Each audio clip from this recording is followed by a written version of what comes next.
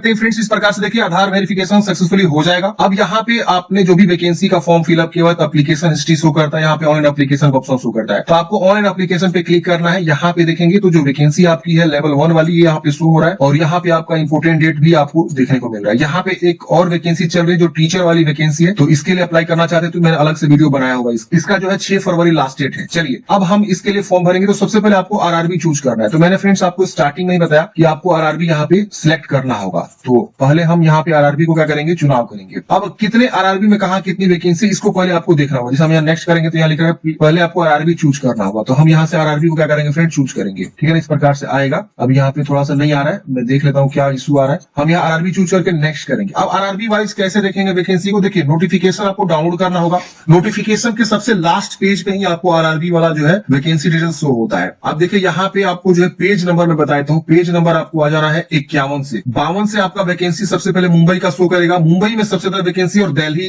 जो आरआरबी है वहां पे। अब देखिए 4672 वैकेंसी जो कि मुंबई वेस्टर्न रेलवे में आपको दिखाया गया है। यहाँ पे किस पद पे कितनी वैकेंसी ये भी यहाँ पे आपको दिखाया गया है। ये आगे आपको ना पोस्ट प्रेफरेंस भी देना है। मान लीजिए आपने आरआरबी मुंबई चूज कर लिया। अब मुंबई में 14 प्रकार की वैकेंसी है। अब जब आप आगे बढ़ेंगे ना फॉर्म भरने के समय फोटो वगैरह अपलोड करने के बाद, तो वहां आपसे पूछेगा कि आप पोस्ट प्रेफरेंस दीजिए, इसको पहला, इसको दूसरा, इसका तीसरा, इसका चौथा, किसको आप पहला दूसरा तीसरा ऐसे आपको देना होगा। तो वहां पे आपको आगे चूज करने का ऑप्शन आएगा। अब यहाँ कैटेगरी वाइज भी आप देख सकते हैं, पहला किसको रखना है, दूसरा किसको रखना है, आपकी कैटेगरी में कितना सीट है वो भी आप ध्यान में रखते हुए अपना जो है फॉर्म को अप्लाई करेंगे। तो यहाँ पे आपको जरूर जो है जोन देख लेना है फॉर्म भरने से पहले आरआरबी, किस आरआरबी से आप फॉर्म भरना चाहते हैं। जहां जहां वैकेंसी है वहां का आपको आरआरबी शो करेगा। तो हम यहाँ पे क्या करेंगे, आरआरबी को क्या करेंगे फ्रेंड्स, चुनाव करेंगे। तो एक बार मैं दोबारा यहाँ पे अप्लाई वाले ऑप्शन पे क्लिक करता हूँ फ्रेंड्स, क्यों नहीं, हाँ आ गया। देखिए तो यहाँ पे आपको जो है क्या करना है, अपना आरआरबी को चुनाव करना है। देखिए जब भी फॉर्म में कोई दिक्कत आती है ना तो आपको बिल्कुल रीस्टार्ट कर लेना है, लॉग आउट करके शुरू से कर लेना है। चलिए हम यहाँ पे चूज करते हैं, इसको डिक्लेयर करके नेक्स्ट करते हैं। जिसे फ्रेंड्स आप आरआरबी चूज करके नेक्स्ट करेंगे, यहाँ पे आपका प्रीवियस डाटा यहाँ पे फैच होगा। जो लोग पुराने कैंडिडेट्स हैं, जो लोग पहले कोई वैकेंसी का फॉर्म भरे, उनका यहाँ डाटा फैच हो जाएगा। और यहाँ पे आपको क्लोज कर देना है। क्लोज करते हैं यहाँ पे आप देखेंगे तो आपका अकाउंट वेरीफाई लिखेगा। यहाँ पे आपको इतने सारे स्टेप को कंप्लीट करने हैं। अब यहाँ पे आपकी जानकारी जो ऑलरेडी फिलअप मिलेगी, जो आपने पुराने वैकेंसी के लिए आवेदन दिया था। अब यहाँ पे आपको नीचे आना है। यहाँ पे आप मैरिड है कि अनमैरिड है बताएंगे, अपना रिलीजन बताएंगे, मातृभाषा बताएंगे यहाँ पे। इसके बाद से आपका choice of language for examination, किस जो है भाषा में आप एग्जाम देना चाहते हैं। इतने सारे लैंग्वेज दिए गए हैं। जिससे मान लीजिए आप गुजराती चूज करेंगे ना तो इंग्लिश और गुजराती रहेगा। अगर आप इंग्लिश चूज करेंगे तो सारा का सारा क्वेश्चन इंग्लिश में रहेगा। अगर आप हिंदी चूज करते हैं तो इंग्लिश हिंदी दोनों रहेगा। ये विशेष ध्यान दीजिएगा। यहाँ एक आइडेंटिफिकेशन मार्क्स, बॉडी में पहचान क्या है ये आपको बतानी से, तिल का निशान, कटा का निशान, जला का निशान जो भी है। यहाँ दूसरा आइडेंटिफिकेशन मार्क्स आपको बतानी है जो भी है। अगर नहीं है तो नो मार्क लिख सकते हैं। यहाँ पे अपना कैटेगरी बताना है। जैसे कि आप देख सकते हैं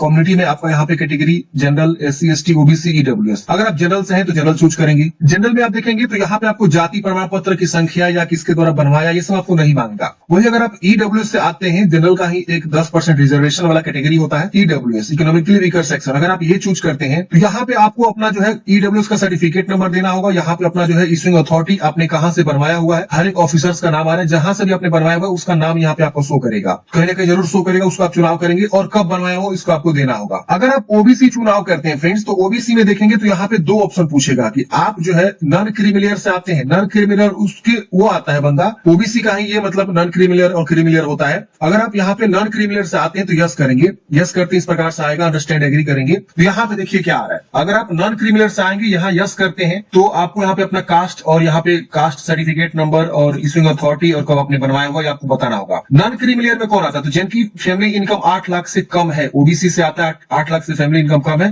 तो यहाँ यस करेगा। और जिनकी फैमिली इनकम 8 लाख से ज्यादा है वो यहाँ नो करेगा, वो एनसीएल में नहीं आएगा। तो इसके आपको विशेष ध्यान देना है। इस तरह से आपको जो है जानकारी को भरना है। अब यहाँ पे SC ST का भी ऑप्शन है। अगर आप SC ST से आते हैं तो अपना SC ST में जो भी आपको जाति सर्टिफिकेट लगता है वो अपना नेम ऑफ द कास्ट लिखेंगे, किस कास्ट से बिलोंग करते हैं, धोबी बढ़ई जो भी है, यहाँ शर्मा जो भी है। यहाँ पे अपना सर्टिफिकेट नंबर लिखेंगे, यहाँ पे अपना इशूइंग अथॉरिटी लिखेंगे, यहाँ आपको अपना सर्टिफिकेट बनवाए हुए हैं उसको आपको बताना होगा जो कि आपके सर्टिफिकेट पे लिखा रहता है। सारी जानकारी सर्टिफिकेट के अकॉर्डिंग भरना होता है क्योंकि यही सेम सर्टिफिकेट आपको ना डॉक्यूमेंट्स वेरिफिकेशन में लगता है। तो इसको आपको सजो के रखना है, ध्यान रहे, गिलवाना नहीं है। और यहाँ पे अपना जो है कहाँ से बनवाया हुआ इशूइंग अथॉरिटी में आपको चूज कर लेना है। ये आपके सर्टिफिकेट के नीचे में साइन होता है, आप देखे होंगे जरूर, जैसे कि आप देख सकते हैं यहाँ पे बहुत सारा ऑप्शन दिया हुआ है। आप जहां से भी बनवाए हुए हैं आप यहाँ पे क्या करेंगे, उसका चुनाव कर लेंगे। नीचे भी बहुत सारा ऑप्शन है, जैसे बिहार में आप देखेंगे तो रेवेन्यू ऑफिसर बनाता है, वो उसका रैंक जो है तहसीलदार से कम नहीं होना चाहिए, तो रेवेन्यू ऑफिसर आप यहाँ से चुनाव कर लेंगे, ठीक है। और यहाँ पे इशूइंग स्टेट, और यहाँ पे कब आपने बनवाया हुआ है, सर्टिफिकेट नंबर, और यहाँ पे ट्रेवल पास आपको चाहिए तो यहाँ पे आपको यस करना होगा। और यहाँ पे उस सर्टिफिकेट को, जो आपका ये कास्ट सर्टिफिकेट है, उसको आप यहाँ पे स्कैन करके उसको यहाँ अटैच करेंगे। 500 KB से कम पीडीएफ में होना चाहिए। यहाँ पे आप अपलोड पे क्लिक करेंगे, पीडीएफ चूज करेंगे और अपलोड हो जाएगा। पीडीएफ कैसे बनानी होती है मैंने कई बार आप लोगों को बता चुका हूँ। गूगल में जाएंगे, सर्च करेंगे JPEG to PDF, बहुत सारा वेबसाइट मिलेगा, आप किसी वेबसाइट को यूज करके अपना जो है डॉक्यूमेंट्स को पीडीएफ में बना सकती हैं। तो ऐसे अपना SC/ST और जनरल OBC को यहाँ पे चुनाव करना है। ये विशेष ध्यान देना, यहाँ पे आपको रिजर्वेशन ही जो है यहाँ पे आपको मिलता है, तो इसको सही से भरना है, गलती नहीं करना है। और जो भी यहाँ पे सर्टिफिकेट देंगे उसको अच्छे से रखेंगे संभाल के, लास्ट वैकेंसी तक, मतलब लास्ट सिलेक्शन तक। अब आपको फ्रेंड्स नीचे आना होता है, यहाँ पे अपना जो है प्रेजेंट एड्रेस लिखना होता है, यहाँ पे आपको परमानेंट एड्रेस लिखना होता है। जो भी आपका एड्रेस है, यहाँ पहले अपना जो है राज्य, फिर यहाँ डिस्ट्रिक्ट, फिर यहाँ पे प्रॉपर एड्रेस लिखेंगे। इसमें आपको विलेज, पोस्ट, थाना, सब चीज अच्छे से लिख दीजिएगा। यहाँ पे नियरेस्ट सिटी या मेजर टाउन क्या है, पिन कोड क्या है, ये आपको अच्छे से बेहतरीन तरीके से लिखना है। यहाँ पे अपना परमानेंट एड्रेस को लिखना है, जो भी आपका परमानेंट एड्रेस है अच्छे से क्या करेंगे यहाँ पे बताएंगे। अगर सेम है तो इसको टिक करेंगे, इधर वाला सेम सेम इधर कॉपी हो जाएगा, अलग है तो अलग अलग लिख सकते हैं। इसकी वजह से इसको सेव करके नेक्स्ट वाले ऑप्शन पे क्लिक करेंगे। सेव एंड नेक्स्ट करते हैं फ्रेंड्स, डाटा सेव हो जाएगा। अगले स्टेप में अब आपको यहाँ पे जो है कुछ जानकारी पूछेगा, जैसे एक्स सर्विसमैन है तो आप यहाँ पे यस करेंगे और अपना जो है एक्स सर्विसमैन के बारे में बताएंगे, रैंक बताएंगे, डेट ऑफ अटेस्टेशन बताएंगे। यहाँ पे आपको डिफेंस सर्विस का कहाँ से आपने किया हुआ, are you still in defence service, तो ये सब आपको बताना होगा। नहीं है तो आप यहाँ नो करेंगे। अगर आप विकलांग है तो यस करेंगे, विकलांगता के बारे में बताएंगे, जो भी आप विकलांग है। अगर आप नहीं है तो आप इसे नो कर देंगे। यहाँ पे आपको स्क्राइब चाहिए, तो अगर आपको स्क्राइब चाहिए तो आप यहाँ पे यस करेंगे, नहीं चाहिए तो नो करेंगे। अगर आप जो है इकोनॉमिकली बैकवर्ड क्लास EBC से आते हैं तो आप यहाँ यस करेंगे। अब EBC में कौन आता है, इसके लिए इन्फॉर्मेशन यहाँ दिया हुआ है। जो BPL होल्डर कार्ड है या जिनकी फैमिली इनकम 50,000 से भी कम है, वो लोग EBC में आएंगे, तो उनको यहाँ पे यस करके अंडरस्टूड करना होगा। उनको ट्रेवल पास चाहिए तो यस करेंगे। अब यहाँ पे उनको जो है EBC का जो सर्टिफिकेट होल्डर है वो अपना जो है यहाँ पे बताएंगे, और इशूइंग अथॉरिटी BPL कार्ड है या क्या है यहाँ पे आपको बताना होगा, तो उसके अकॉर्डिंग बताना होगा। नहीं है तो आप नो कर देंगे। यहाँ पे आप रेलवे में ऑलरेडी सर्विंग अप्लीकेंट है, आप रेलवे में काम कर रहे हैं तो यस करेंगे। और यहाँ पे आपको NOC देना होगा, do you have applied NOC, अगर आप अप्लाई किए तो यस करेंगे। तो ये मैंडेटरी है टीवी के समय में, आपको अंडरस्टूड एग्री करना। अगर आप नो करेंगे तो आपको जो है you should produce an NOC from the controlling officer on the date of DB। अच्छा, आप नो भी कर सकते हैं। अगर पहले से आपके पास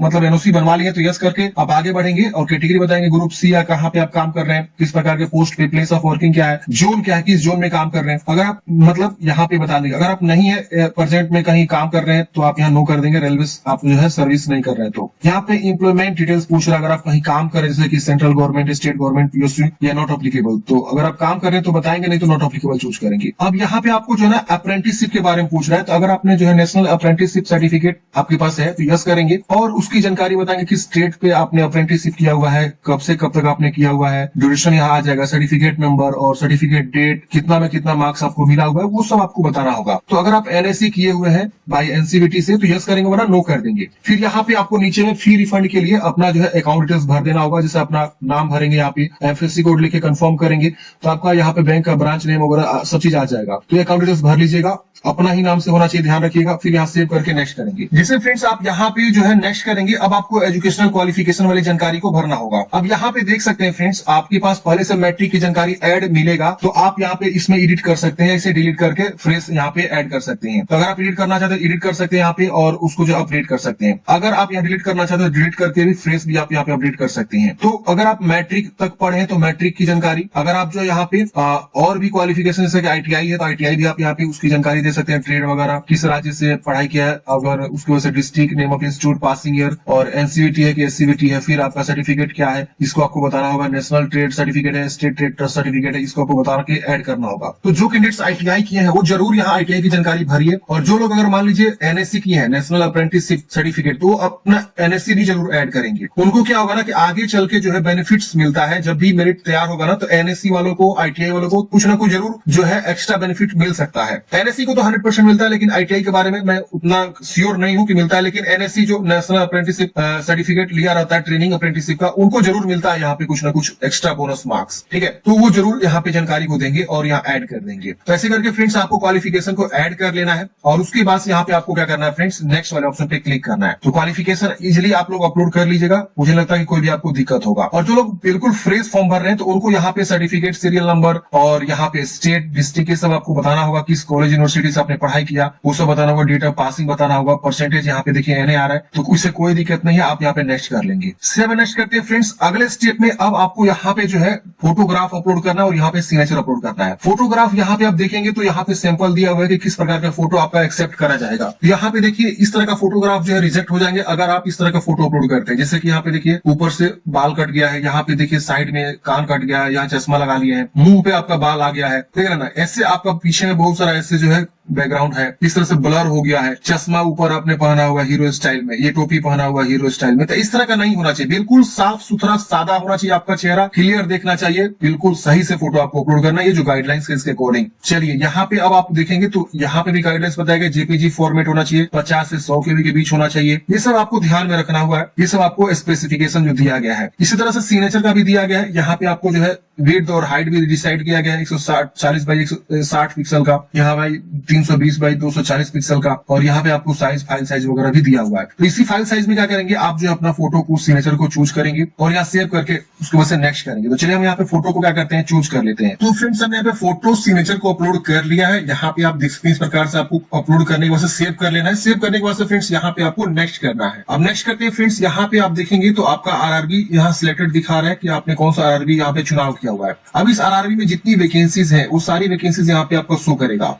अब आपको यहाँ पे ना ऑर्डर का प्रेफरेंस देना है कि आप किसके लिए प्रेफरेंस पहले रखना चाहते हैं, दूसरा पोस्ट किसके लिए, तीसरा किसके लिए, चौथा किसके लिए। तो जोन तो आपने चूज कर लिया, लेकिन उस जोन में जो 14 प्रकार की वैकेंसी है उसमें पहला, दूसरा, तीसरा, चौथा किसको रखना चाहते हैं। तो आप अपने अकॉर्डिंग सही से यहाँ पे देख लीजिए और देखने के बाद से आप क्या करेंगे, उसको आप यहाँ पे चुनाव करेंगे। आप चाहे तो अपना कैटेगरी में, जैसे मान लिया हमने यहाँ पे सिकंदराबाद चूज किया है, तो सिकंदराबाद में मेरे कैटेगरी में जो है कितनी सीटें हैं उसको भी ध्यान में रखेंगे। कौन सा बेहतरीन पोस्ट होता है इसका भी ध्यान रखेंगे, क्योंकि यहाँ पे SNT वाला बेस्ट पोस्ट माना जाता है, सिग्नल एंड टेलीकम्युनिकेशन वाला में। इसकी वजह से लोको सेड का यहाँ डीजल वाला है, लोको सेड इलेक्ट्रिकल डिपार्टमेंट है, इसकी वजह से यहाँ डिपार्टमेंट भी लिखा हुआ दिख रहा है ना, आप देख रहे ना, तो ये डिपार्टमेंट भी आपको चूज कर लेना है। असिस्टेंट PA का यहाँ पे सर्च करना है कि ये किस प्रकार का पोस्ट है, काम क्या करना होता है। असिस्टेंट TRD का काम क्या होता है, पोस्टमैन B का काम क्या होता है, ट्रैक मेंटेनर ग्रेड 4 का यहाँ पे क्या काम होता है, जो इंजीनियरिंग डिपार्टमेंट का है। तो आपको ध्यान देना है और समझना, उसके अकॉर्डिंग जो है यहाँ पे प्रीफरेंस करना। ये नहीं कि कुछ भी आप जो है पहले चूज कर लीजिए, अब पता चले कि अच्छा पोस्ट आपने पहले चुनाव किया नहीं, और जो खराब टाइप का पोस्ट होता है जिसमें ज्यादा वर्कलोड होता है या ज्यादा प्रेशर होता है उसका आपने पहले चुनाव कर लिया, तो